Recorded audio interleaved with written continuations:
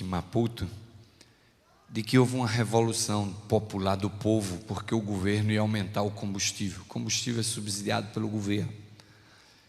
E com o aumento do combustível ia subir o pão, as passagens, e houve uma rebelião, literalmente. Estavam incendiando os carros na rua, e era uma rebelião assim geral no país inteiro.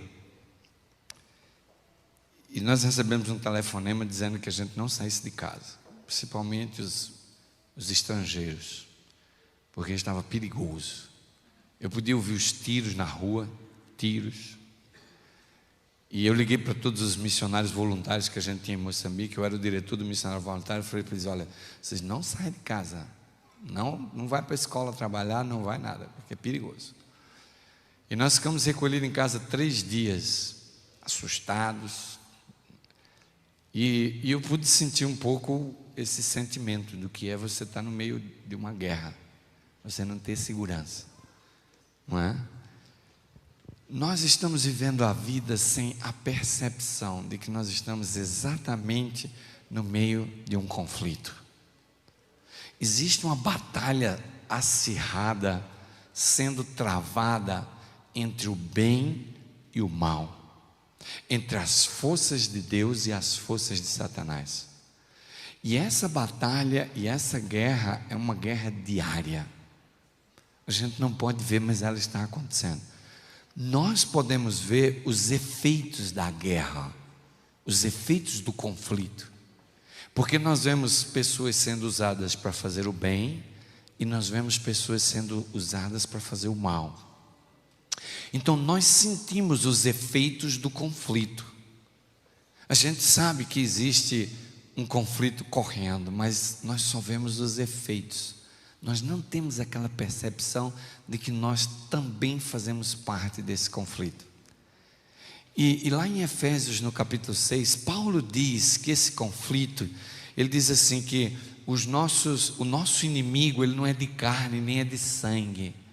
O nosso inimigo, ele está nas trevas exteriores, no mundo invisível, e a gente não pode ver. Agora vocês imaginem nós em uma guerra, lutando nessa batalha contra um inimigo que nós não podemos ver. E essa é a razão porque nós nos sentimos incapacitados para guerrear essa batalha. E essa é a razão porque muitas vezes o inimigo nos ataca e nós somos derrotados. Porque o nosso inimigo, ele é muito mais poderoso e muito mais superior do que nós. E nós necessitamos de um poder especial que vem de Deus, para que nós possamos resistir os ataques do inimigo e ao mesmo tempo atacar o inimigo. Nós não podemos fazer parte de uma guerra só sendo atacado. Nós temos que atacar também. Eu sempre gosto de usar uma expressão que é: ver o diabo brabo, nervoso e irritado, vá pescar no aquário dele. Vá pescar no aquário do diabo. Tire as pessoas lá do aquário dele, você vai ver o que vai acontecer. O inimigo vai se levantar furioso. Mas essa é a batalha. Essa é a batalha. Esse é o conflito dos séculos que acontece cada dia e que você está envolvido e muitas vezes você não tem a percepção. Você faz as suas decisões, você anda, você vai para o trabalho, mas você não tem aquela percepção de que está numa batalha, de que você está sendo atacado por um inimigo. Se você olhar para a história, você vai ver que em todas as épocas, Satanás, ele combateu a verdade. Ele quis colocar a verdade por terra. Em todas as épocas, Satanás estava perseguindo e pelejando contra o povo de Deus. Quando a gente olha para o início da igreja apostólica, nós vemos uma forte perseguição no primeiro, no segundo, no terceiro século. A igreja era tremendamente perseguida. Até que um dia Satanás decidiu mudar a estratégia. Ele disse assim: o sangue dos cristãos, quanto mais é derramado no chão, mais cristão se converte. Quando o diabo enchia aqueles coliseu romano e soltava os leões e as feras famintas para estraçalhar os cristãos, o sangue dos cristãos que eram derramado na areia era igual semente, fazendo mais cristãos se converter. Porque os pagãos olhavam para aqueles cristãos morrendo queimado, aqueles cristãos morrendo traçado pelas feras, e eles diziam assim: que tipo de Deus e de fé esses cristãos estão adorando, que eles estão dispostos a dar a vida deles por esse Salvador, por essa mensagem, por esse cristianismo. E as pessoas eram tocadas, e havia conversões e conversões. A igreja apostólica, ela cresceu sobre os auspícios do sangue derramado, por aqueles que eram fiéis, que estavam dispostos a morrer pela causa. E esse foi o segredo. Mas um dia Satanás, ele percebeu que precisava mudar a estratégia. E o inimigo agora, ele começou a se infiltrar no meio das fileiras do Senhor. E ele começou a usar um imperador chamado Constantino, que já estava cansado de matar cristãos, estava cansado de ir nas arenas romanas e ver aquele público gritando e os cristãos sendo estraçalhados e derramado o sangue deles, permanecendo fiéis ao lado da verdade. E Constantino olhava para aqueles cristãos e eles diziam assim: o que é que esse povo tem, que eles renunciam a vida deles por esse Cristo? Que isso? Nunca vi uma coisa dessa. E ele ficou impressionado. E um dia alguém chegou para ele e disse: olha, imperador, já não é mais possível. Muitos cristãos, nós estamos perdendo essa guerra. Quanto mais a gente persegue, mais cristãos se convertem. Nós precisamos fazer alguma coisa. E o domingo era o dia que se adorava o Deus Sol. Os pagãos adoravam o Deus Sol. Se vocês verem, o nome em inglês é Sunday, para domingo, e sol em inglês é sun, dia do sol, é a tradução literal. A tradução do domingo em inglês seria dia do sol. Era o dia que os pagãos adoravam o sol. E Constantino disse assim: bem, sabe o que eu vou fazer? Eu vou me converter ao cristianismo. O quê? O imperador se converter ao cristianismo? O imperador que enchia o Coliseu de Roma para ver os cristãos ser estraçalhados, agora ia se tornar um cristão. E finalmente chegou o dia que o imperador proclamou-se cristão, não é? Essa era a estratégia de Satanás. Agora nós vamos confundir o cristianismo.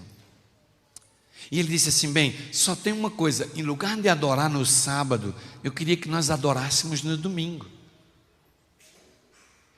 E as pessoas não viram nada demais em adorar no domingo, porque o dia de observância santo, biblicamente falando, é o sábado. E o imperador disse assim: vamos adorar no domingo ao Cristo e ao Deus verdadeiro, ao Deus dos cristãos. E a maioria dos cristãos que estavam cansados, estressados da perseguição, eles simplesmente abraçaram isso. Eles decidiram de que era uma boa coisa. Apenas um grupo pequeno permaneceu fiel aos princípios da lei de Deus, especialmente o 4º mandamento, que diz: lembra-te do dia do sábado para o santificar. Quando Deus deu o sábado no Sinai e disse lembra-te, é porque o sábado já existia. Concorda comigo? A lei já existia. Por isso Jesus disse lembra-te. A palavra lembra-te quer dizer que o sábado era uma lei que estava estabelecida no Éden, e o povo estava esquecendo. Naquele tempo não havia nada escrito e a mensagem era passada de pai para filho. É claro que naquela época a memória era muito boa e o primogênito assimilava as doutrinas e ele passava de pai para filho, de geração para geração. Mas depois que eles foram para o cativeiro egípcio, a verdade e os princípios de Deus começaram a se perder. E então foi necessário agora escrever as leis, escrever tudo. E por isso existiu o Sinai. E por isso Deus disse lembra-te. Mas finalmente Satanás mudou a estratégia da perseguição. Ele não vai mais perseguir. Agora ele está confundindo as pessoas. Agora existem milhares e milhares de pessoas proclamando o Evangelho. Existem pessoas matando em nome de Deus. Existem pessoas fazendo muitas coisas hoje em nome de Deus. Interessante que no tempo do Velho Testamento havia muitos deuses. Essa era a razão porque Deus tinha que se manifestar matando todo mundo. Alguém diz assim, mas por que Deus mandava matar todo mundo? Que Deus era esse? Naquela época, cada país tinha o seu Deus. Aliás, cada povo tinha o seu Deus. E eles diziam que o Deus deles era mais vermelho. Era tremendo, era um politeísmo tremendo. E o Deus mais poderoso era aquele que tinha mais força. E a única maneira do Deus verdadeiro mostrar aos pagãos que ele era forte, que ele era verdadeiro, que ele era o Deus único, era ele mandando fogo do céu, era ele mandando destruindo, ele matando todo mundo. Essa era a linguagem da época, para reconhecer o Deus grande e verdadeiro. Hoje Deus nos usa a estratégia, por quê? Porque todo mundo acredita em Deus. Vocês podem andar aí na rua saindo perguntando às pessoas se acreditam em Deus. Todo mundo acredita em Deus. Deus não precisa mais fazer isso. Satanás mudou a estratégia. Agora é o engano. Agora é o parece, mas não é. E já existem tantas religiões que a gente já não sabe mais qual é a verdadeira. Ou de repente a gente diz todas são verdadeiras. Eu sou adventista do sétimo dia porque eu acho que essa é a igreja que mais segue a Bíblia. Se eu amanhã achar uma igreja que segue mais a Bíblia que a igreja adventista, eu mudo de religião. Porque eu sei que a Bíblia é a palavra de Deus. E aquela igreja que segue mais a Bíblia, essa é a igreja que eu devo estar. Porque essa é a igreja que segue os princípios da palavra de Deus. Mas Satanás, ele está irado. E meus queridos, quando a gente olha para o horizonte da última batalha final, do drama milenar do conflito dos séculos, nós encontramos Satanás se organizando para a batalha que a Bíblia chama de Armagedon. Que no sábado nós vamos estudar essa batalha. Satanás, ele está planejando a batalha do Armagedon. Lentamente um plano vem sendo elaborado. Notem, a estratégia de Satanás ainda não é a perseguição, mas ele está preparando o cenário para usar a perseguição. É por isso que existe uma crescente observância do dia do domingo. Vocês olham para cada dia surgem novas religiões. Eu nem sei quantas religiões existem no mundo, mas cada dia surgem novas religiões. Mas vocês já perceberam que todas essas religiões, elas guardam o domingo. E o domingo vai ser uma das armas que Satanás vai usar em oposição ao povo de Deus. Essa é a razão porque o inimigo vem trabalhando para enfraquecer a verdade do sábado. Quando você vai num restaurante no sábado, ou paga na sexta-feira, vai lá comer no sábado, ou quando você vai para um casamento do amigo seu no sábado, ou quando você pega o tempo de Deus e usa para o seu proveito próprio em qualquer direção, Satanás ele fica dando risada. Ele diz assim: eu estou fortalecendo no mundo evangélico o domingo e estou fazendo esses adventistas ficarem relaxados na observância do sábado. Quando você na sexta-feira à noite vem dentro do ônibus às 6 horas da tarde, que está escuro, e você já diz, graças a Deus eu saí antes do pôr do sol, mas está dentro do ônibus, dentro do pôr do sol, você acha que está limpo lá em cima, não é? Não está não. Mas pastor, eu vou perder meu trabalho. Bem, isso é uma coisa entre você e Deus. Fidelidade não se compra no supermercado, fidelidade não se compra na feira. Ou você é do Senhor ou você não é.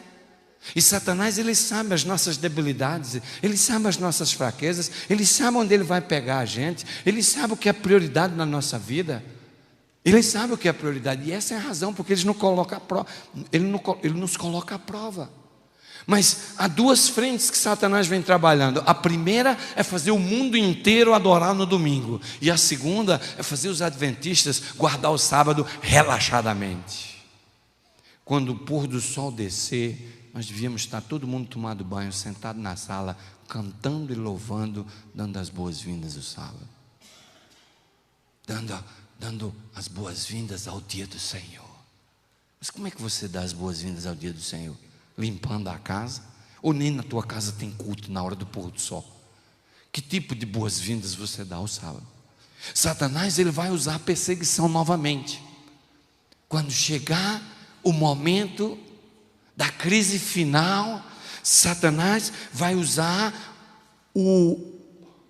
a perseguição como uma arma poderosa. Mas quando esse tempo chegar, se a igreja não acordar e começar a se preparar, e começar a exaltar o sábado, e começar a crescer na comunhão com Deus no sábado, se a gente continuar guardando o sábado relaxadamente como temos feito, vai chegar o momento que o inimigo vai estar com o cenário todo preparado para a santificação e observação do domingo, e ele vai atacar aqueles que guardam o sábado. E se a nossa experiência com Deus, no relacionamento do tempo, é fraca, o inimigo vai levar vantagem e nós vamos fraquejar. Jesus escreveu um texto que eu nunca vi sermão sobre ele. Ele está no meio assim, prensado entre alguns textos que a gente usa muito para anunciar os sinais da volta de Jesus. Abra sua Bíblia em Mateus 24.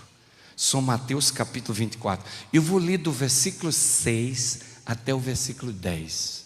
Mas preste bem atenção nessa leitura, porque tem um verso bíblico aqui que ele vem imprensado no meio e a gente não presta muita atenção a ele.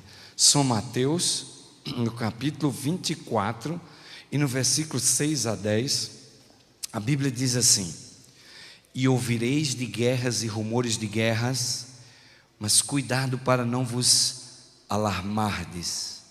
Tais coisas devem acontecer, mas ainda não é o fim. Levantar-se-á nação contra nação, e reino contra reino, e haverá fomes, pestes e terremotos em vários lugares. Todas estas coisas, porém, é o quê? É o princípio das dores. Agora vem as dores, ok? O que foi falado até agora era só o princípio das dores. Agora vem a dor. E Jesus diz assim: então vos hão de entregar para serdes atormentados, e vos matarão, e serei odiados de todas as nações por causa do meu nome, e nesse tempo muitos se escandalizarão, trair-se-ão mutuamente e se odiarão uns aos outros. Ninguém quer dizer amém, não? É complicado dizer amém aqui agora, né? Mas a profecia, ela está aqui. O texto, o 9 e o 10, a gente imprensa ele, porque quando a gente faz os sinais da volta de Jesus, a gente fala de guerras, rumores de guerras, né? Nação contra nação, reino contra reino, está chegando Natal. Mas Jesus disse assim: olha, quando tiver esse mundão de guerra aí, nação contra nação, isso aí não se alarme não, isso não é nada ainda. Isso é só o princípio das dores. Agora, quando ele fala do versículo 10, 9 e 10, aí ele está falando das dores. E as dores é a perseguição. Ele está dizendo assim: o mundo e as pessoas vão te odiar, e você vai morrer pela causa. Aqueles que receberem as vestes brancas de Jesus, aqueles que se purificarem, aqueles que se tornarem remanescentes do reino, esses sim, esses vão passar por essa tribulação. E ele diz assim: vai haver muitos escândalos, porque vai haver muita traição. O marido vai entregar a esposa vai entregar o marido, o pai vai entregar o filho, o amigo vai entregar o amigo. A palavra aí é traição.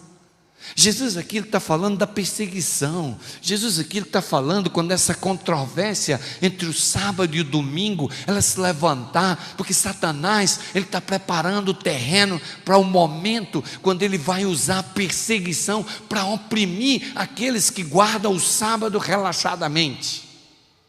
Satanás sabe que aqueles que realmente observarem o dia santo do Senhor com fidelidade, integridade e comunhão, eles vão fazer frente. E Jesus até disse: vai morrer. Alguns vão morrer, outros Deus vai preservar vivo, porque haverá uma grande perseguição. E a perseguição vai ser por causa do sábado. Agora, às vezes eu fico pensando assim: se o cara não consegue chegar na igreja nem 9 horas para uma escola sabatina, o cara não consegue frequentar nem um culto de quarta-feira, ainda mais se ele souber que a polícia está aqui para meter bala na cabeça dele, se ele vier para a igreja, quem é que vai se levantar e dizer: eu guardo o sábado? Vai nada. Você não consegue nem vir aqui 3 vezes por semana adorar. Quanto mais quando você souber que o mundo todo está perseguindo você por causa do sábado, você vai bater no vizinho, vai botar na tua porta: sou do domingo, aleluia. Você vai botar na tua porta na hora, porque você, olha a tua fé, meu amigo, olha, você não consegue se comprometer com Deus, nem para vir à casa dele adorar, você não consegue. Como é que você vai personificar essa profecia de Jesus, que muitos vão dar a vida pela verdade, serão perseguidos. Como é que você vai aceitar esse ódio do mundo? Porque o mundo todo vai estar observando o domingo. Satanás, há muito tempo atrás, ele mudou o domingo, e agora ele está criando pessoas em nome de Jesus, pregando o evangelho, fazendo curas, fazendo milagres, mas todas elas observando o domingo, em aberta transgressão ao quarto mandamento da lei de Deus. O objeto da perseguição vai ser o dia de observância. O ponto focal aqui é a quem nós adoramos. Do mesmo jeito que Satanás incitou as nações pagãs contra Israel, ele vai incitar os poderes da terra contra o povo de Deus. Os fiéis serão ameaçados, denunciados, traídos, e muitos perderão a vida, porque Deus sabe que eles não suportarão a tribulação que vai vir depois, quando a porta da graça fechar. Se vocês olharem bem aqui o nosso gráfico, olhem bem, nós estamos... Esse gráfico aqui, ele ilustra muito bem o que vai acontecer. Note bem, a porta da graça não fechou, mas o decreto dominical, ele é promulgado. Nós temos evidências históricas e proféticas que o decreto dominical vai começar primeiro nos Estados Unidos da América, que é um país que lidera a economia mundial, é um país forte. Esse decreto dominical, a palavra de Deus diz que temos que abandonar as cidades quando ele começar, certo? Nós estamos aqui, já vai haver um tempo de angústia antecipado. Por quê? Porque quando houver esse decreto, vai haver já uma perseguição prévia. Eu chamo isso de perseguição prévia. É uma perseguição que vai acontecer aqui, nesse período. Por isso que eu botei o nome perseguição aqui embaixo, porque, por exemplo, aqui antes da porta da graça tem perseguição, e depois da porta da graça tem a perseguição, que vai gerar a angústia de Jacó. Vem uma reação às 7 pragas dos ímpios, querendo nos matar, e obviamente esse tempo será de grande angústia. Mas o que acontece é o seguinte: antes da porta da graça fechar, nós vamos ter aqui a sacudidura, vai sacudir a fé de cada um, vai haver o remanescente se levantando reavivado, vai receber o selo de Deus, vai haver um derramamento da chuva seroide do Espírito Santo, e o alto clamor da pregação do Evangelho, tudo aqui nesse período aqui, ó, do hoje até aqui. Agora, quando esse decreto começar a operar ou tramitar no Congresso americano, o tempo de liberdade religiosa vai começar a expirar. Porque a grande controvérsia que vai ser levantada é a respeito do sábado e do domingo. A minha pergunta é a seguinte: quando você começa a estudar a crise final e a tribulação, quando você começa a estudar essa terrível perseguição que vai vir sobre o povo de Deus, quando você começa a perceber que os acontecimentos estão chegando, qual é o sentimento que você tem no coração? É de medo ou de felicidade? Se você tiver, isso é um teste, você pode guardar esse teste aí. Quando você vê o cenário se armando, quando você vê a profecia se cumprindo, se o sentimento que vem no seu coração é de medo, você não está preparado não. Mas se o seu sentimento é de felicidade, que o fim da história do pecado está chegando, e a glória está vindo, e está chegando a tribulação, e depois a eternidade, você vai rejubilar de alegria com toda a perseguição que vier para cima de você, porque você está preparado. Mas se você tiver medo, isso é sinal que você não está preparado. Se você tiver medo, é sinal de que você pode fraquejar. Alguns não querem nem estudar, e não querem nem ouvir, eu fico com medo. Nossa mãe, você está mais perdido do que pensa. Você está mais perdido do que pensa. Porque você precisa estudar para você ver como é que isso vai acontecer, para ver se vai dar para você ou não vai dar. Porque se não vai dar, você vai logo lá para o mundo, vai gozar, aproveita a vida, aí tem tanta coisa boa, você já sabe que a tua vida vai ser só aqui mesmo, então goza a vida, tudo que você pode, porque vai ser só aqui, entendeu?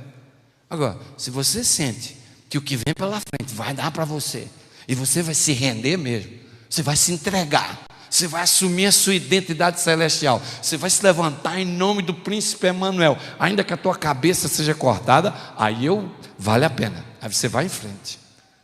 Porque esse negócio de ficar no meio do caminho de morno assim, isso aí não vai a lugar nenhum.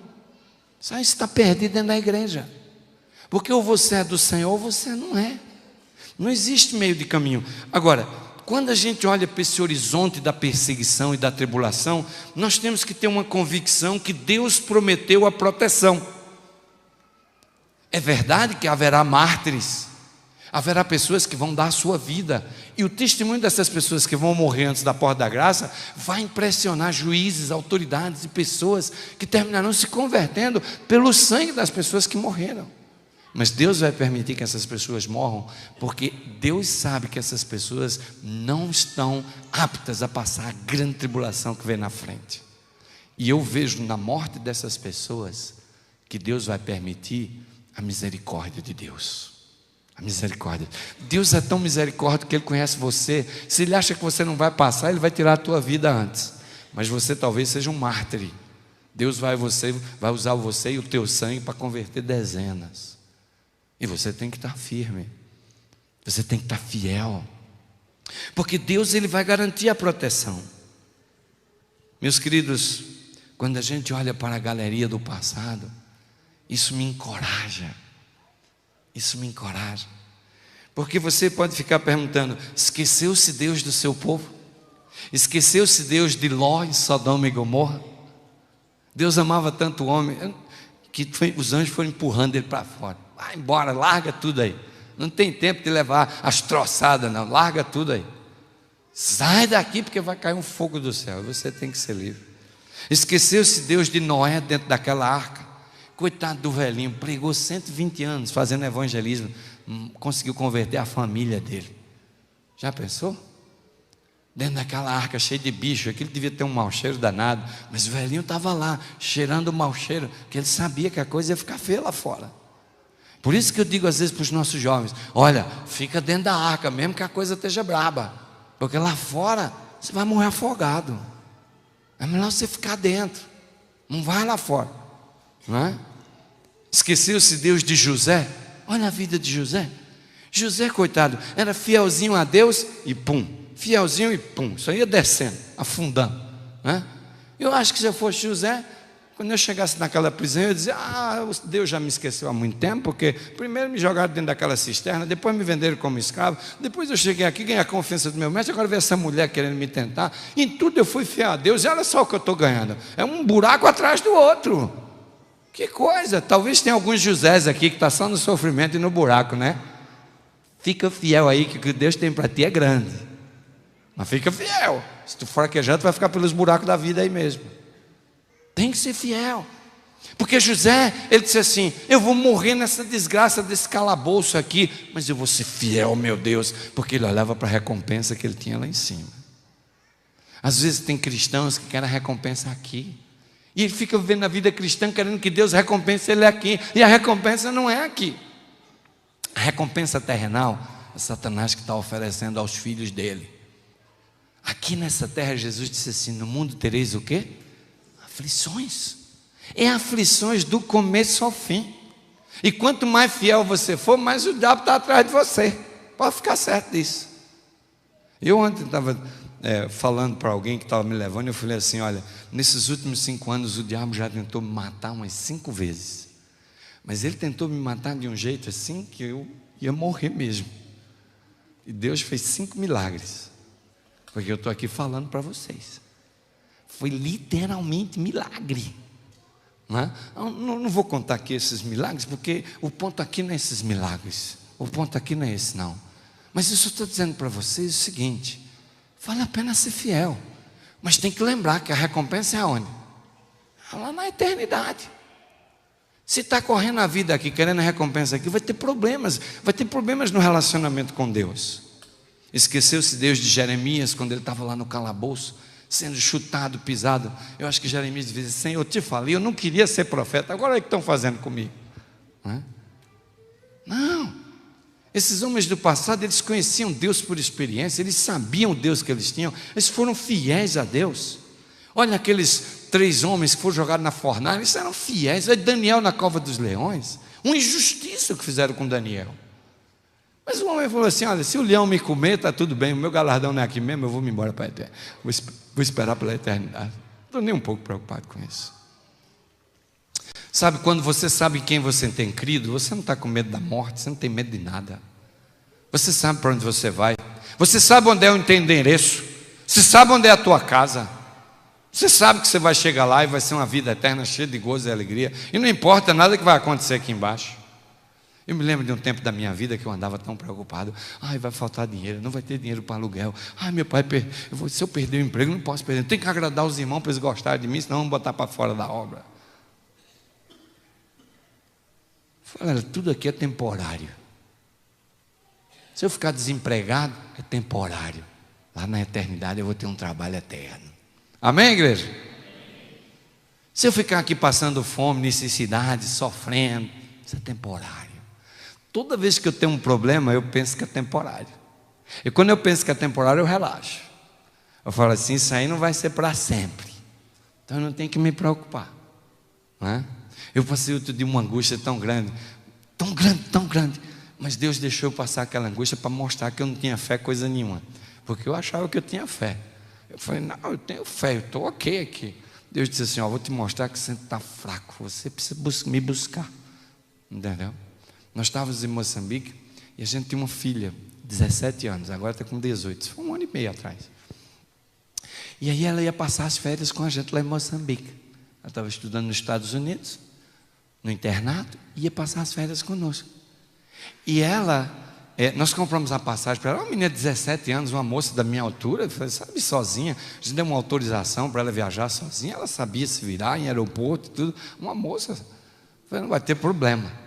Ela já viajou muitas vezes para o Brasil, voltando sozinha, acostumada a viajar sozinha. Já tinha vindo para Moçambique sozinha visitar a gente. Naquele ano, compramos a passagem, mas tinha um problema, que a passagem era via Lisboa, em Portugal. Então ela voava dos Estados Unidos à noite, no outro dia, às 9 horas, ela chegava em Lisboa, e às 11 horas da quinta-feira, o avião saía de Lisboa para Maputo, capital de Moçambique, e a gente pegava ela lá. E essa era a operação. Mas ela embarcava às 11 horas, chegava de noite em Moçambique, me enganei. Mas sabe o que aconteceu? A gente falou com ela no aeroporto de Newark, New Jersey, e ela embarcou. E esse avião, ele atrasou. Ele chegou meio-dia em Lisboa. E o avião dela era na quinta-feira às 11 da manhã. E o avião voou. E quando ela desceu, só era o voo 3 vezes por semana. O próximo era no domingo às 11 da manhã. E ela chegou lá na quinta. Mas ninguém sabia disso. Quando ela embarcou, ela ligou e disse: pai, o voo está atrasado. Há um risco de eu perder o avião em Lisboa. Eu sabia disso. Que ela podia perder o voo. Mas o que eu não sabia era que o voo era só no domingo. Quando chegou na sexta-feira, eu estava esperando ela. Não sabia onde ela estava, não tinha notícia dela. E aí eu liguei, comecei a ligar. Eu liguei para o aeroporto de Lisboa, liguei para a TAP. Falei, não, senhor, o nome dela está aqui para o voo de domingo às 11 horas da manhã. Eu falei, pronto, onde é que está minha filha agora? Exatamente naquela semana, eu vi umas notícias que estavam sequestrando umas jovens adolescentes na Espanha para fazer delas de prostituta. Aquela semana eu tinha lido aquilo. Mas aquilo me deu um desespero. Eu liguei para todos os lugares, eu liguei para o aeroporto de Lisboa, eu liguei para a United nos Estados Unidos, eu liguei para a TAP em Portugal, eu estava maluco, a minha esposa desesperada. Sexta-feira eu fui na South África, porque eu pensei assim, de Lisboa vamos mandar ela para Frankfurt, vou para Johannesburg, de lá mando para Maputo.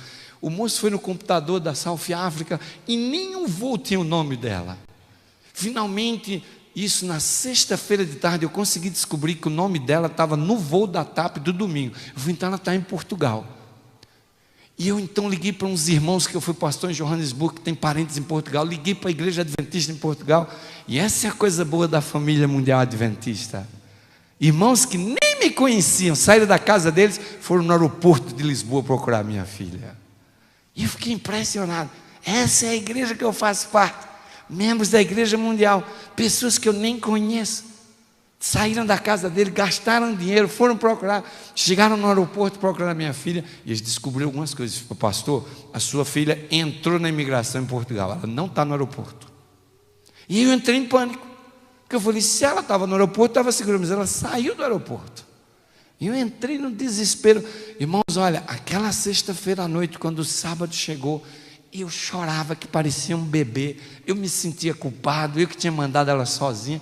Minha esposa estava mais calma, ela falou assim: pelo amor de Deus, eu nunca vi você assim tão desequilibrado. Eu falei: você não tem fé em Deus, não? Eu falei: eu pensei que eu tinha. Eu pensei que eu tinha. Meus queridos, é difícil dizer para vocês como eu estava naquele dia. Se há uma angústia de Jacó que a gente vai passar, eu acho que eu já experimentei ela. Finalmente, às 7h30 da noite, ela mandou uma mensagem pela rede social do Facebook, dizendo: Daddy, eu estou num hotel aqui em Lisboa. Ai, que alívio. Mas eu vou dizer uma coisa para vocês. Eu estava tão cansado que parecia que me deram uma surra. No dia seguinte, quando eu acordei, os meus músculos, eu não conseguia ficar em pé. As pernas todas, os músculos doloridos. Eu tive uma descarga energética, emocional tão forte que eu pensei que não ia conseguir andar de novo. Só consegui voltar a andar no domingo. E finalmente, no domingo à noite, ela chegou no aeroporto. Minha esposa estava tão desesperada que ela voou na quarta dos Estados Unidos e chegou lá no domingo à noite. E a minha esposa estava tão desesperada que ela queria entrar lá dentro e olhava e falou: será que ela veio mesmo? Será que ela veio mesmo? Eu falei: mas a gente ligou para TAP, o nome dela está no avião. Tem que estar aí. Quando ela apareceu, aquilo parecia um reencontro, né? Sim, meus queridos, o que vai vir por aí é muito mais sério do que a gente pode pensar. E eu vou dizer uma coisa para vocês: o que me aflige a mim mesmo como pastor é o tipo de preparo que a gente está fazendo para esse tempo. Que Satanás, ele está trabalhando no mundo evangélico. O mundo evangélico está ficando carismático. Os acontecimentos e os reavivamentos que deviam ter na nossa igreja está tendo lá está tendo profecia, lá está tendo dom de línguas, lá está tendo o Espírito Santo derramado. É tudo que está profetizado, que vai ter no remanescente de Deus, está acontecendo no mundo evangélico. E o cenário lá vem sendo preparado para que o domingo seja o dia de guarda. A Europa inteira, a comunidade europeia está discutindo o dia do domingo ser um dia que as pessoas vão parar de trabalhar. Os jogos de futebol estão mudando do domingo para o sábado. Há um movimento na sombra correndo e nós não estamos percebendo. Parece que está tudo ok conosco. O inimigo está se preparando para o ataque final do Armagedon. E você está se preparando? A igreja está se preparando? Que tipo de preparo nós estamos fazendo? Meus queridos, a controvérsia vai ser sobre o dia de repouso. Qual vai ser o dia de repouso? O sábado é o selo de Deus e o domingo é o selo do inimigo. Haverá uma grande controvérsia entre o sábado e o domingo. O sábado é um sinal de lealdade a Deus e o domingo é um sinal de lealdade do poder das trevas. O dia de repouso é o tema central da controvérsia. A quem nós prestamos adoração? Mas você precisa entender uma coisa. Satanás, ele sabe que ele perdeu a guerra. Porque quando o Filho de Deus ressuscitou, naquele domingo de manhã, Satanás tomou consciência de que ele finalmente estava derrotado para sempre.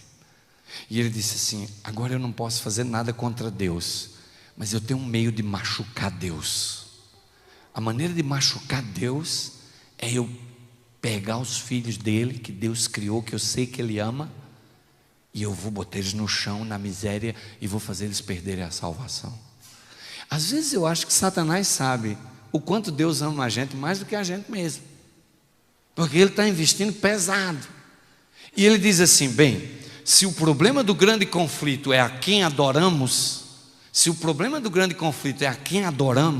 eu tenho que fazer esse povo do planeta Terra não adorar a Deus.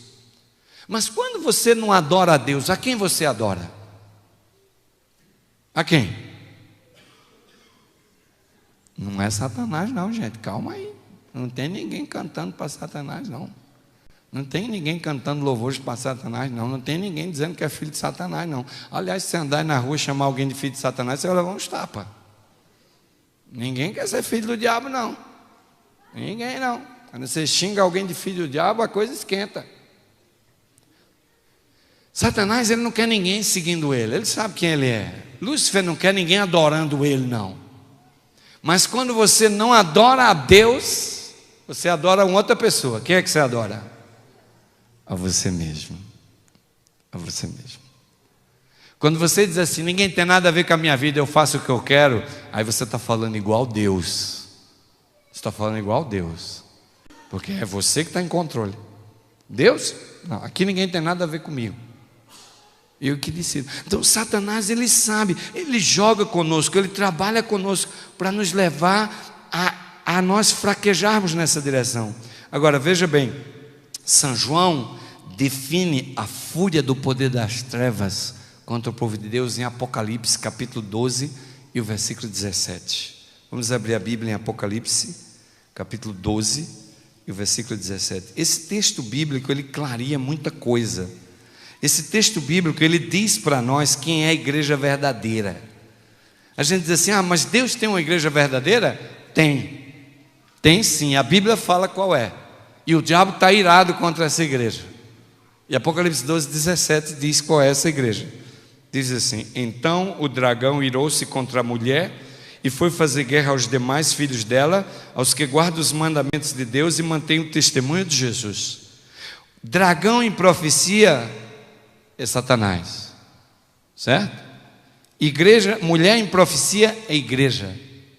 Então a Bíblia diz assim, então Satanás irou-se contra a igreja, mas foi fazer guerra contra quem? Contra os filhos da igreja. Satanás, ele não está guerreando contra a igreja não. Contra a igreja ele só está irado. A guerra dele é contra quem? Quem é os filhos da igreja? São os membros. E aí o texto diz qual é a igreja que ele está irado. É aqueles que guardam os mandamentos de Deus e tem o quê? Se qualquer religião aí fora quebra algum mandamento dos 10 mandamentos da lei de Deus, já não pode ser a igreja que São João está falando. Não é a igreja que Satanás está irado. Porque o povo que Satanás está irado é aqueles que guardam os mandamentos de Deus e tem o testemunho de Jesus. E esse é o povo que o inimigo está irado. Satanás, ele está colocando toda a ofensiva dele para destruir os filhos de Deus. E a palavra de Deus nos convida a vigiar e orar, ter uma vida de comunhão e oração, porque o inimigo e o poder das trevas estão em constante ataque. Queridos, hoje nós não estamos sendo perseguidos, mas Satanás está usando uma estratégia diferente. Ele quer manter você com uma experiência cristã superficial. Ele falou assim, olha, desde que esse povo não ore e não estude a Bíblia, está maravilhoso. Eles podem guardar o sábado, vir na igreja, fazer tudo direitinho, mas se eles começarem a estudar 1 hora de Bíblia por dia e começar a ter outra hora de oração por dia falando com Deus, aí eu tenho que atacar esse povo. Porque enquanto eles estiverem nesse chove no molho aí, de chegar atrasado na igreja, de faltar nos cultos, de vir, está ótimo para mim, está ótimo, está maravilhoso. É exatamente o que o inimigo quer para você. É esse adventismo de chove no molho, não é? Muito confortável para você, muito bom, mas não vai levar você a ter o alicerce e o fundamento necessário para suportar o que está vindo por aí, porque Satanás, ele está trabalhando no grupo dele lá, a fazer a união deles para a observância do domingo, para a imortalidade da alma, ok? Vocês podem ver que todo esse povo aí, quando a pessoa morre, vai para onde? Para onde vai? Vai para o céu. É a vida após a morte, é a imortalidade não. Essa é uma doutrina comum a todos os evangélicos e católicos. E eu não estou aqui criticando nenhuma religião. Eu só estou dizendo a vocês que Satanás, ele está preparando o cenário. Ele colocou essas duas doutrinas lá, que vai ser o carro-chefe da crise final, em oposição ao povo de Deus, que diz que não há vida após a morte, que a morte é um sono, que a pessoa está descansando na sepultura, o corpo, e o espírito, que é o fôlego de vida, volta para Deus. Então, o dia de observância e o que acontece depois da morte são as duas doutrinas que vão se fundamentando do lado de lá. Há um movimento nessa direção do lado de lá. E agora o inimigo vem aqui atacando os filhos da mulher, criando confusão, criando divisão, botando irmão contra irmão, não é? As nossas meninas estão começando a vir para a igreja tudo de mini saia, as nossas irmãs começam a mostrar o que elas não deviam, cada um vem com as roupinhas justinhas, as calças compridas ficam tudo justas e atadas, e o inimigo ele vem sorrateiramente trabalhando, né? Ele vai dizer, vou mexer aqui com esses filhos da mulher, porque eu vou levar eles a adotar os costumes do mundo, a alimentação do mundo, a música do mundo, as coisas do mundo, e eles vão lá estar adventista, mas fazendo tudo que o povo do mundo faz. Queridos, essa guerra ela vai ficar acirrada, e você está aqui hoje, mas você vai mudar de lado. Você vai mudar de lado se você não se preparar. Se você realmente não buscar os elementos que Deus colocou à sua disposição, a palavra dele. Jesus sempre botou o diabo para correr com o que está escrito. Sempre. E oração. Estudo da Bíblia e oração. Não tem outra fórmula. Esse é o caminho. A vitória de Jesus veio por aí. E é por aí que a gente tem que também se tornar vitorioso. Satanás, ele está atacando. Sabem, eu não sei se você já viu uma pessoa endemoniada. Eu não sei se você já viu uma pessoa endemoniada. Mas uma pessoa endemoniada é uma coisa terrível.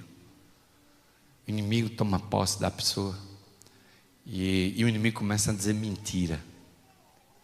O pai da mentira é o diabo. Então quando alguém está endemoniado, ele começa a dizer os pecados de todo mundo. E o povo, uau, agora a gente vai descobrir, né? A sujeira do irmão fulano, do irmão Betano. O diabo é mentiroso, ele começa a levantar um monte de mentira de quem ele quer.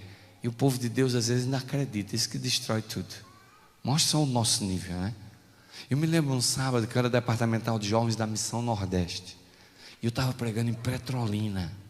E a igreja lá um pouco alta, não é tão alta como aqui, mas era uma igreja alta. Eu estava pregando no meio do sermão, de repente havia uma senhora idosa, de uns 65, 70 anos, sentada assim, no canto do banco. Ela estava vestida toda de preto, a senhora.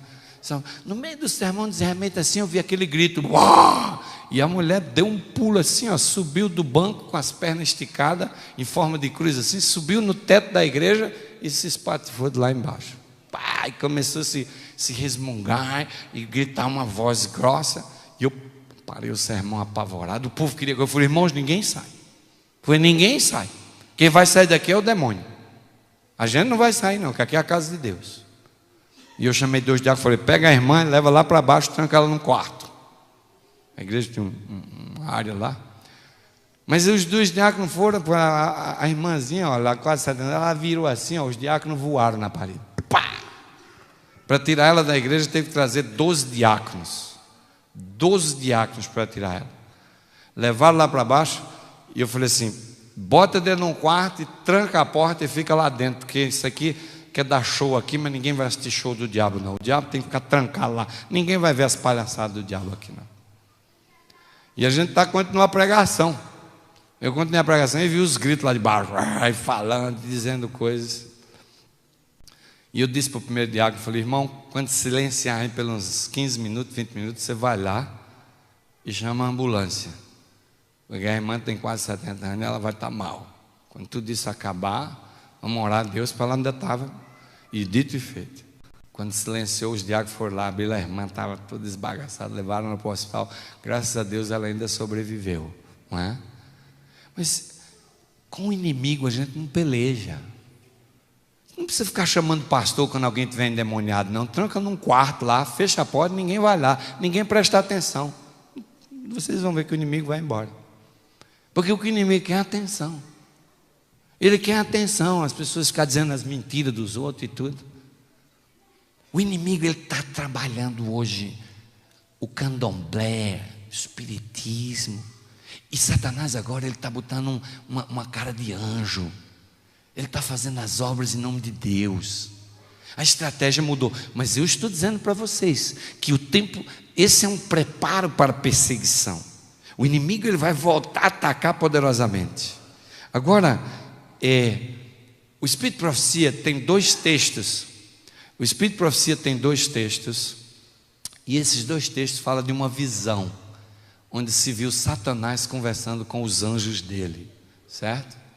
Nessa visão, Satanás, ele estava conversando com os anjos. e dizia assim: disse Satanás, Testemunhos para Ministros 4:7-3. Isso era Satanás que estava dizendo para os anjos dele, dizia assim: mas a nossa principal preocupação é silenciar essa seita de observadores do sábado. Devemos despertar contra eles a indignação popular. Alistaremos do nosso lado grandes homens e homens sábios segundo o mundo, e induziremos aos que estão em autoridade a executar os nossos propósitos. E aí há um outro texto que ele continua falando: assim o mundo tornar-se-á meu. Eu serei o governador da terra, o príncipe do mundo. Controlarei assim as mentes sob meu poder, para que o sábado de Deus seja um objeto especial de desprezo. Um sinal, eu farei a observância do sétimo dia, um sinal de deslealdade para com as autoridades da terra. As leis humanas serão feitas tão rígidas que os homens e mulheres não ousarão observar o sábado do sétimo dia. Pelo temor de que eles venham a faltar alimento e vestuário, eles se unirão com o mundo na transgressão da lei de Deus, e a terra estará inteiramente sobre o meu, o quê? Vocês notaram, nesse comentário tem duas coisas aqui que é sério mesmo, porque ele disse assim: muitos não vão guardar o sábado por causa do alimento e do vestuário. Os transgressores do sábado sempre vão terminar arrumando um emprego no sábado. Isso já está acontecendo hoje. Tem muita gente trabalhando aí no sábado porque não quer perder o emprego. Isso é interessante como o inimigo, ele já sabe onde atacar. Essas pessoas, muitos que estão hoje dentro da igreja, com medo de perder o status que ele tem, de dirigir o carro que eles têm, de ter a casa que eles têm, de ter o conforto que eles têm, né? Eles vão terminar abandonando os princípios de Deus pelo conforto da vida que eles querem ter. Eu agradeço muito a Deus, porque quando eu fui na África, eu vivi em condições muito precárias, né? O apartamento que eu morava lá em Maputo era o pior que eu já morei em toda a minha vida. Nunca morei num lugar tão ruim, né? Aquele apartamento lá, às vezes ficava uma semana sem água lá, entendeu? E vinha um cheiro de fora que eu não sei de onde era, horrível aquele cheiro. Minha esposa reclamava todo dia. Eu dizia para minha filha: isso é ser missionário, tem que cheirar isso aí. É ser missionário. Missionário é assim. Tinha 2 elevadores lá no nosso prédio, fazia 20 anos que não funcionava. E tinha dias que a gente subia eu morava no 3º andar, e tinha dias que a gente ia subindo assim, ficava tudo escuro, porque a luz queimava e não tinha dinheiro para trocar, então era tudo meio escuro assim. Às vezes a gente ia com a lanterna, né, subindo as escadas, e sempre no 2º andar tinha um cheiro de xixi na escada. Minha esposa dizia assim: eu vou me embora daqui, isso aqui, mas foi minha filha, isso é obra missionária, vamos cheirar o xixizinho aqui na paz do Senhor, que a gente está fazendo a obra do Senhor, não é? Quando você está fazendo a obra de Deus, você não sente nada, você vai embora, porque Deus está com você. Eu louvo a Deus pelo trabalho que eu fiz na África, eu aprendi muito. Agora, se eu ficar sem nada também, não estou nem aí. Se eu tiver dormindo debaixo de um saco, dormir debaixo da árvore, não vai fazer muita diferença. Eu já dormi dentro do meu carro um monte de vezes lá na África, não é? Mas a gente gosta do conforto da vida, e o inimigo, ele sabe disso. Sabe, meus queridos, haverá uma crise universal e ela está se aproximando. Eu não posso dizer bem a vocês como essa crise vai chegar, mas eu sei que o mundo econômico, ele está em declínio, sabe? O dólar e o euro, essas duas moedas que são mais fortes do mundo, que a gente tanto gosta, né? Essas duas moedas, elas estão em decadência. Estão em decadência. Daqui uns dias o euro e o dólar não vão valer mais nada. E vocês não vão saber o que fazer. E o mundo vai começar a entrar num buraco. Vai ser um carro descendo uma ladeira sem freio. Vai haver mais violência, mais assalto, mais roubo. Vai haver um caos. Vai acabar esse negócio de 1º, 2º e 3º mundo. Vai ser tudo uma bagunça, porque é o fim dos tempos. Porque Jesus vai voltar e Deus vai fazer essas pessoas que amam o conforto da vida, elas sofrerem, para elas saberem que há um Deus no céu que está regendo esse planeta. Mas nós, irmãos, nós temos que nos preparar, porque em Romanos capítulo 1, versículo 17, Paulo diz assim: o justo viverá pela o quê? Pela fé. O justo não vai viver de um bom emprego, não, irmãos. O justo não vai viver de uma conta bancária cheia de dinheiro, não. O justo não vai viver cheio de propriedades, não. A Bíblia diz assim: o justo vai viver pela fé. É por isso que eu gostei do moçambicano. Ele não sabe se vai comer amanhã. É tudo pela fé. Na pobreza é tudo pela fé. E eu louvo a Deus por essa experiência. Mas nós, irmãos, nós precisamos abrir os nossos olhos. O fim está chegando. Quando vocês abrem a Bíblia em Apocalipse capítulo 13, nós encontramos aqui uma batalha.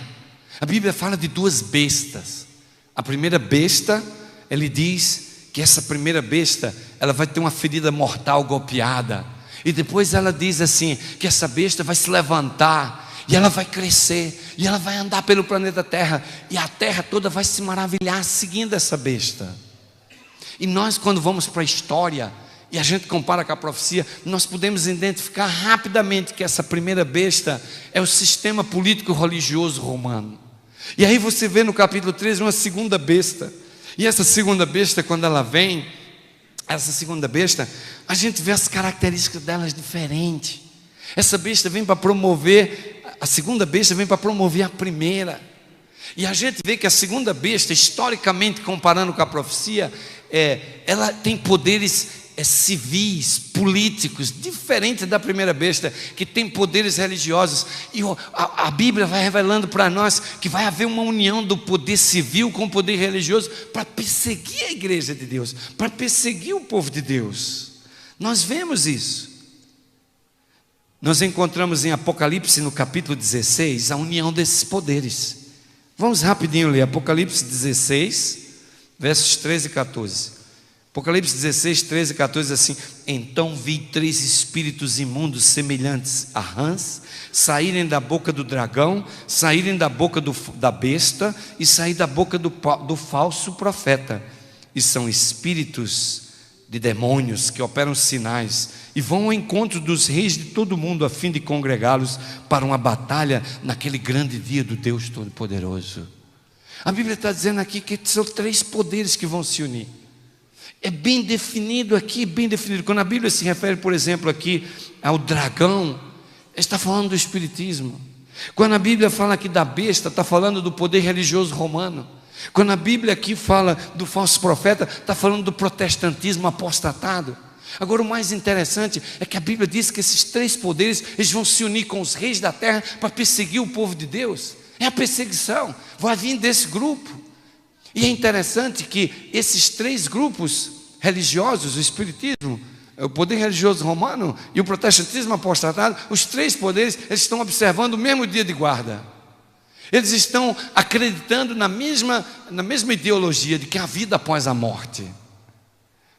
As doutrinas, elas vão se alinhando na direção de que finalmente eles vão soltar esses espíritos imundos que vão trazer os poderes políticos, religiosos para se unir e fazer frente a uma perseguição ao povo de Deus. Sabem, meus queridos amados, em Testemunhos Seletos, página 151, diz assim: com a aproximação dos exércitos romanos, foi um sinal para os discípulos da iminente destruição de Jerusalém. Assim, essa apostasia do decreto dominical será para nós um sinal de que o limite da paciência de Deus está atingido, que as nações encheram a medida da sua iniquidade e o anjo da graça está a ponto de dobrar as asas e partir desta terra para não mais tornar. E o povo de Deus entrará então num período de aflição e angústia que o profeta designa tempo de angústia de Jacó. O tempo da graça, ele está expirando. O tempo da graça está chegando ao fim. E dos vários textos da Bíblia e do Espírito de Profecia, nós aprendemos o seguinte: podemos chegar a algumas conclusões óbvias quanto à manifestação desses poderes. O sinal da besta é o domingo, em oposição ao sinal de Deus, que é o sábado. A besta é o poder religioso romano. A imagem da besta é o protestantismo apostatado. A segunda besta é os Estados Unidos. Quando você vai na profecia e você vê aquele bode com 2 chifres, você vê que esses 2 chifres significam a liberdade civil e religiosa, que é promovida na Constituição americana. Às vezes eu fico pensando assim: como é que esse país dos Estados Unidos, que tem liberdade religiosa, que promove a liberdade religiosa, como é que esse país vai quebrar essa liberdade religiosa e vai promover um decreto dominical? Isso não é possível acontecer. Mas aí sabe o que aconteceu? Quando aconteceu aquele acidente nas Torres Gêmeas em Nova York, naquele 11 de setembro de 2001, eu estava nos Estados Unidos. E eu me lembro que naquela terça-feira, quando eu voltei de deixar minhas filhas na escola, que eu liguei a televisão, eu vi ao vivo aquele segundo avião entrar naqueles prédios, e eu falei assim: meu Pai do céu, o que está acontecendo? O que está acontecendo no mundo hoje? Quando foi no domingo seguinte, todos os domingos de manhã eu saía para jogar uma bolinha com o pessoal da igreja, e eu comecei a andar por dentro de Dallas, a cidade estava deserta. Aquela cidade nunca ficou deserta no domingo. Naquele domingo do 11 de setembro, foi na terça, no domingo, a cidade estava deserta. As igrejas estavam abarrotadas de gente. Os estacionamentos das igrejas não cabia carros. A cidade inteira foram para os templos. E eu fiquei assustado de ver como a cidade estava deserta. E toda vez que eu ia jogar o futebol, uma meia hora de carro, eu ligava o rádio na primeira igreja batista de Dallas, para ouvir o pregador. E eu ficava ouvindo. E naquele domingo ele dizia assim: a América está apostatando. A América aboliu a oração das escolas. A América aprovou o aborto. E ele foi dizendo uma lista de coisas que o país está permitindo, se afastando de Deus. E ele dizia assim: Deus está mandando os juízos dele contra a América, porque a América está apostatando. E quando eu vi aquele homem falando assim, eu falei assim: o americano, ele não aguenta aperto. Se a coisa apertar aqui, eles vão dizer que Deus está irado contra eles. Por que Deus está irado contra eles? E se de repente eles olharem e disserem: Deus está irado com a gente por causa desses guardadores do sábado? Aí vocês vão ver o decreto dominical sair assim, ó. Assim, rápido, sem percepção. Se houver um tsunami em alguma área dos Estados Unidos, se houver um furacão que destruir a Flórida, se esse terremoto da Califórnia, que eles chamam do grande terremoto, acontecer, que se ele acontecer de madrugada vai morrer 1 milhão de americanos numa noite, meus queridos, esse decreto dominical ele pode sair em uma semana. Se realmente esse grupo que Satanás está organizando, guarda todo mundo domingo, e estão adorando a Deus, começar a ter essa percepção, de que os guardadores do sábado são causador do sofrimento que está acontecendo, eu lhes afirmo, o cenário está preparado para o momento final, e a perseguição, ela virá.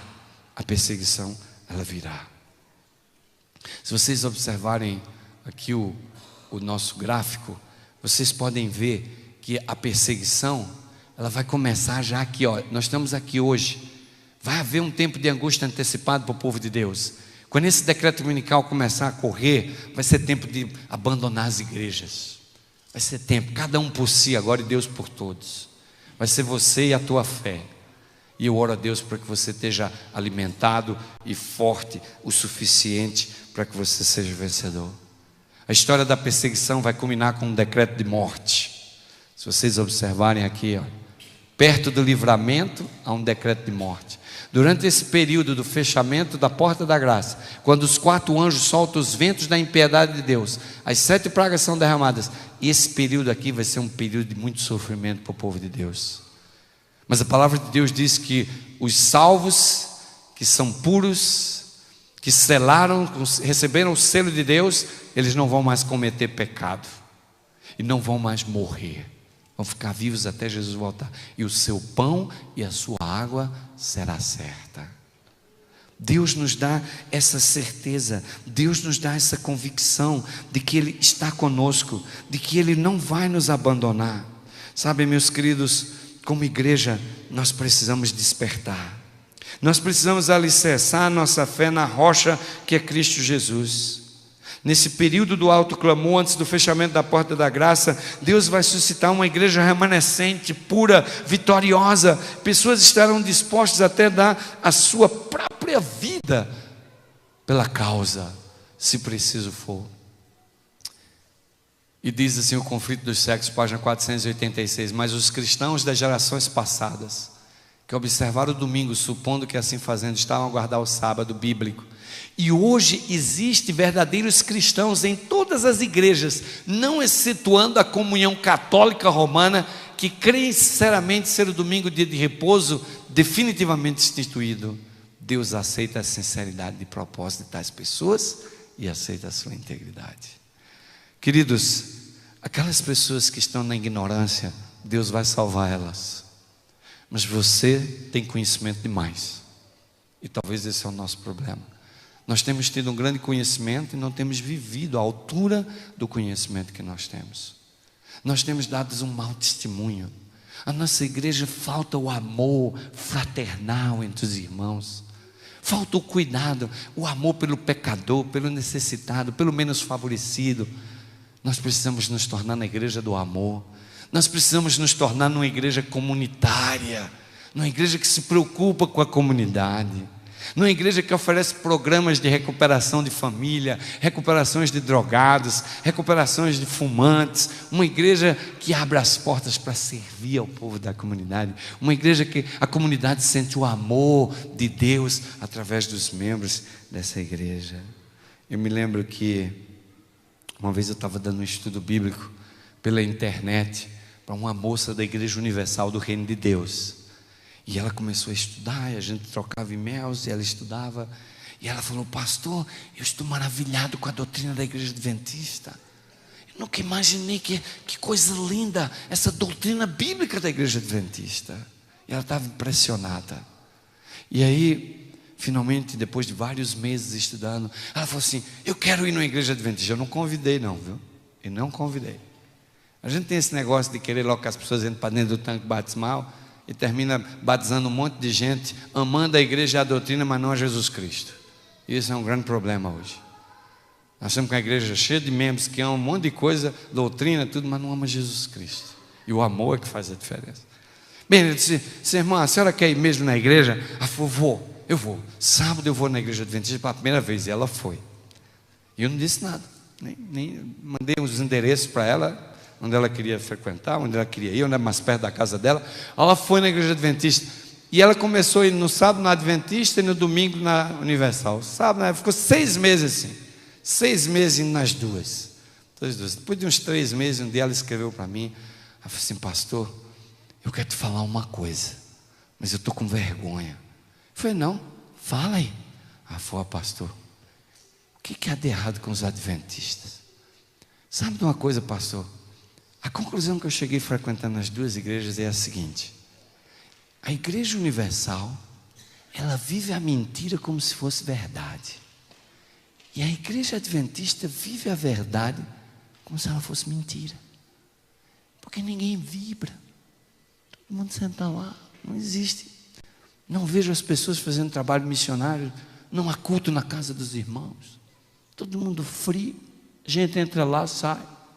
Ninguém está nem aí, ninguém sabe quem é quem. Levou quase um mês eu indo lá para alguém me perguntar meu nome. Meus queridos, Laodiceia não vai passar pelos portais da Nova Jerusalém, não. Mas os remanescentes vão. Você, em algum ponto da tua trajetória da vida cristã, você vai ter que tomar uma decisão. E nessa decisão, você vai ter que definir se você é laodiceano ou se você é remanescente. Você vai ter que decidir. Você vai ter que decidir de que lado você está. Você vai ter que decidir.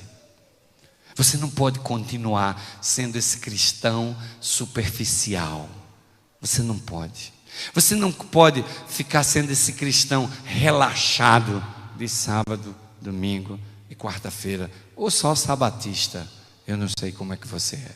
Eu não estou aqui para julgar o teu cristianismo, mas eu estou aqui para dizer a você que o poder das trevas exteriores, esse inimigo invisível, ele está preparando um grande ataque e uma grande ofensiva àqueles que guardam os mandamentos de Deus e têm o testemunho de Jesus. A batalha do Armagedon, ela exige um preparo. Ela vai ser a última batalha final do drama milenar do conflito dos séculos. Nessa batalha, não existe neutros. Ou você vai estar nela pelejando por Deus, ou você vai estar nela pelejando por Satanás. Para participar dessa batalha, para levantar o estandarte da bandeira do príncipe Emanuel em defesa da verdade, você precisa se preparar. Você precisa se alinhar com jejum, oração, estudo da palavra. E você precisa vigiar e orar, porque os ataques do inimigo serão fortes. E a perseguição vai ser para matar. E você tem que estar pronto para se levantar em nome do Senhor. A profecia de Mateus 24, versículo 9 e 10, é a realidade do conflito final dessa igreja. Muitos morrerão, muitos darão a sua vida por essa igreja. Muitos darão o seu sangue para que outras pessoas, pela tua morte, sejam tocadas e possam estar no reino de Deus. E eu queria terminar a mensagem dessa noite com um texto que diz assim, segundo Testemunhos Seletos, página 166, diz assim: não é tempo agora do povo de Deus estar fixando suas afeições ou entesourando neste mundo. Não está muito distante o tempo em que, como os antigos discípulos, seremos forçados a buscar refúgios em lugares solitários, desolados, em lugares desolados e solitários. Queridos, eu vou dizer uma coisa para vocês. Eu às vezes fico pensando assim: será que eu vou conseguir sobreviver no mato? Será que eu vou conseguir sobreviver fugindo para lugares solitários? Será que eu realmente estou me preparando para esse tempo? A serva do Senhor diz assim: não é tempo agora do povo de Deus estar fixando suas afeições ou entesourando coisas neste mundo. Seu projeto de vida é a casa própria. Seu projeto de vida é um carro novo. Seu projeto de vida é uma conta bancária cheia de dinheiro. Seu projeto de vida é um doutorado. Agora não é tempo do povo de Deus estar fixando suas afeições nas coisas terrenais. Agora é tempo da gente pensar nas coisas celestiais. Agora é tempo da gente estar fazendo a nossa profissão de fé e a nossa entrega completa a Deus. Agora é o tempo de você tomar uma decisão. Se Deus é Deus, se entregue e siga. Se o teu coração está pedindo para você ir para os Baais deste mundo, vai para este mundo. Aproveita essa vida, porque você só vai ter ela. Mas não fica aqui dentro da igreja aleijado. Não fica aqui dentro da igreja como manco. Não fica aqui dentro da igreja dando mau testemunho. Não vem aqui de manhã e à noite vai ir para a balada. Não, meu jovem, não faz isso. Se Deus é Deus, se entregue a Deus. Agora é a hora de fazer o preparo. Agora é a hora da nossa profissão de fé. Agora é a hora de se preparar, porque não vai tardar e Jesus muito em breve vai voltar. Está você preparado para esse tempo? Está você preparado para a perseguição? Satanás está armando o território dele lá do outro lado. Todas essas religiões estão exaltando o sinal da besta, que é o domingo. Mas e nós? Estamos exaltando o dia do Senhor? Estamos comungando com o Senhor no seu dia? Vocês sabem que eu acho que quem quer fazer trabalho missionário no sábado, é bom fazer, mas é bom você fazer trabalho missionário no tempo da tua semana. Não usa o tempo de Deus para fazer trabalho missionário, não. Usa o tempo de Deus para você ir num parque com a família, para você meditar no sermão que você ouviu aqui na manhã. Tira o tempo para fortalecer os elos de comunhão com Deus. Faz do sábado um dia de experiência. Nas minhas igrejas, nenhuma delas tem comissão dia de sábado. Sábado é o dia do Senhor. Sábado é o dia da gente sair para os campos. Acabou o sábado na igreja, a gente às vezes reúne um grupo de irmãos, vai para um parque e vamos lá estudar a natureza, falar sobre as coisas de Deus. Não deixa o teu filho jogar bola dia de sábado. Não bota vídeo bíblico para o teu filho assistir na televisão dia de sábado, porque ele não sabe a diferença da televisão ligada na semana e no sábado. Ele não sabe. Se você bota um filme bíblico para o teu filho assistir no sábado, você está ensinando ele a ligar a televisão no sábado. Sábado não é dia de televisão ser ligada. Sábado é diferente. Sábado não é dia de fogão estar ligado. Sábado é dia de uma alimentação light, frutas, verduras, coisas simples que você não precisa fazer muito. Sábado não é dia de lavar prato. Sábado é o dia de comunhão. Sábado é um dia da família ter um encontro com Deus. Sábado é um tempo de Deus que você empresta para comungar com Ele. E eu olho e fico pensando como nós estamos longe do sábado. Nós estamos usando o sábado para nos entretener. Nós estamos usando o sábado para para satisfazer o nosso ego religioso. Queremos músicas, boas coisas. E eu não vou falar daqueles que vão para a cama dormir e dormem o sábado todo, não é? Que tristeza. Tempo perdido. Tempo que você podia estar andando com Deus, sentir a presença dEle, sentir o amor dEle, mostrar para tuas crianças, para tua família a beleza do Criador, as maravilhas que Ele tem feito por você. Reúne com a família, com os amigos, e cada um conta o que Deus fez por você na semana. Nós precisamos fazer amizade com esse povo, nós precisamos amá-los, nós precisamos viver o Evangelho, não pregar. Essa igreja tem muita pregação falada e pouco Evangelho vivido. Nós temos que mostrar o amor de Cristo e Cristo a essa cidade. E quando as pessoas verem Cristo e o amor dele na vida do adventismo, as pessoas vão querer seguir o Cristo do adventismo. Que Deus abençoe você essa semana. Que o Espírito de Deus toque teu coração para você fazer uma reforma, uma mudança. Você comece a mudar a sua vida. Que você diga assim: Senhor, eu não posso mais continuar adventista desse jeito. Eu preciso me entregar. Se eu não posso entregar tudo, eu vou entregar um pouquinho de cada vez. Mas eu preciso me entregar. Eu não posso mais continuar perdido dentro da igreja. Essa noite o Espírito de Deus, a hora está avançada já, mas o Espírito de Deus disse que eu devo fazer um apelo aqui, antes de ir embora. E o meu apelo hoje é para aqueles que estão dentro da igreja, que se sentem perdidos dentro da igreja. Esse é um apelo muito forte, porque eu vou pedir para você vir aqui na frente para eu orar por você. E para você vir aqui, você vai ter que dizer que se sente perdido publicamente. Mas não se preocupa com o povo. Esse é o nosso problema. A gente sempre quer mostrar para os outros que a gente está bem. Eu sempre quis mostrar para as pessoas que era um bom pastor. Agora pessoas me criticando, porque às vezes eu partilho minha experiência. Outro dia alguém me procurou e falou: você como pastor não devia falar suas histórias aí de pecado. Eu falei: mas por quê? Por que não?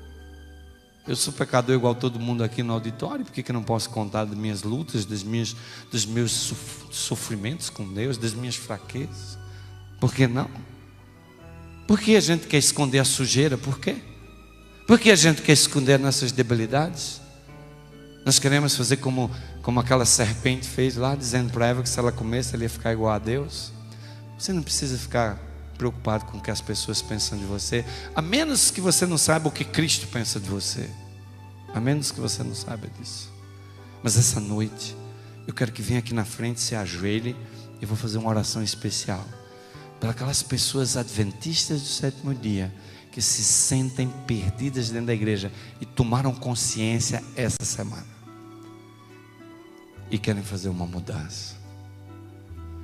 Se você se sente assim, o Espírito Santo está chamando você para vir aqui na frente e se ajoelhar agora.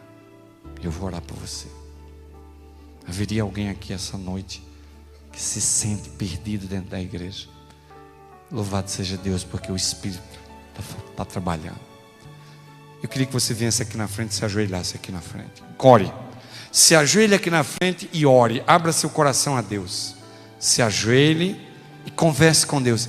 Enquanto eu estou apelando, por favor, se ajoelhe e abra o seu coração a Deus e diga: Senhor, eu venho há tantos anos no adventismo, eu pensei que eu era fiel, eu pensei que estava preparado, há tantos anos eu olho para mim e penso que sou um bom adventista, mas essa semana eu descobri que eu tenho um longo caminho a percorrer, eu descobri que eu preciso caminhar, Eu descobri que eu preciso mudar muita coisa na minha vida.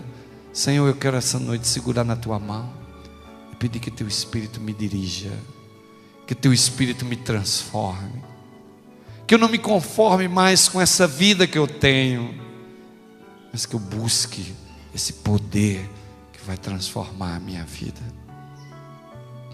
Eu louvo a Deus porque você veio aqui na frente agora. Abre o teu coração ao Pai agora. Diz a Ele o que você quer mudar na tua vida. Diz a Ele. Ele vai te dar força, Ele vai te comunicar poder. Porque o nosso Deus, queridos, é um Deus de amor. Ele perdoa pecados. E quando Ele perdoa o pecado, Ele olha para você como se você nunca tivesse pecado. Não é maravilhoso esse Deus? Ele te ama, Ele quer te elevar, Ele quer te fazer grande para a glória dEle. E essa noite você precisa se deixar que o Espírito do Senhor entre na tua vida e te transforme. Se enquanto eu estiver orando, houver alguém que ainda quiser vir à frente, por favor, não perca essa bênção. Oremos. Querido Deus, maravilhoso Pai que estás nos céus,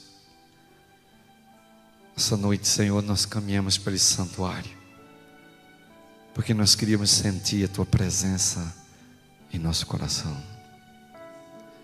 E eu agora, Senhor, estou caminhando no meio desses teus filhinhos que estão aqui ajoelhados, com a minha mão estendida. Usa essa mão estendida para que o poder do Espírito Santo seja derramado sobre eles. Senhor, essas pessoas que estão aqui, elas estão dentro da igreja, mas elas estão se sentindo perdidas, Pai.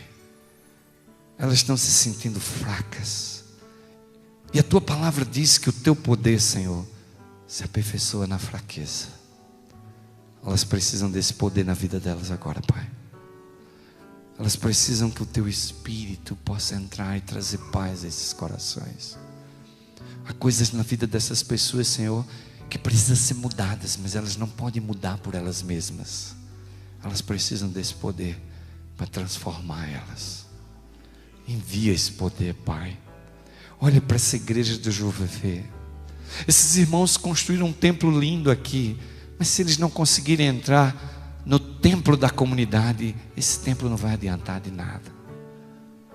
Ajude eles a cumprir essa missão de se tornar uma igreja comunitária, uma igreja que está aqui para servir e amar essa comunidade do JVV.